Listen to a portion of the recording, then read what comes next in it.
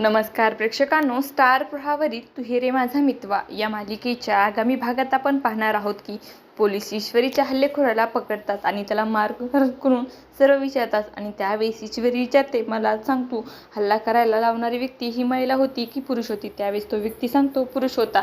आणि police sketch आर्टिस्टला बोलवतो आणि ते गुंड ज्याप्रमाणे वर्णन करत होता त्याचप्रमाणे स्केच आर्टिस्ट एक स्केच करतात. आणि ते पाहिल्यानंतर अर्णव आणि ईश्वरी दोघांनाही धक्का बसतो, कारण ते स्केच हे उदयकांतचे असते. आणि ईश्वरी बोलते, त्या बाईपर्यंत पोहोचायचं असेल तर उदयकांत काकापर्यंत पोहोचावं लागेल. उदयकांत काका भेटले म्हणजे आपल्याला त्या बाईचा पत्ता मिळेल.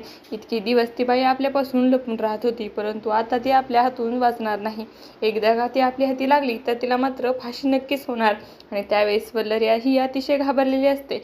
आता येणाऱ्या भागामध्ये अर्णव आणि ईश्वरी त्यांच्या आईबाबांना वेगळं करणारी व्यक्ती ही वल्लरी होती ही शोधू शकतील का, हे पाहणं अतिशय रोचक ठरणार आहे. तुम्हाला जर आपला व्हिडिओ आवडला असेल तर चॅनलला लाईक, शेअर आणि सबस्क्राईब करायला विसरू नका. धन्यवाद.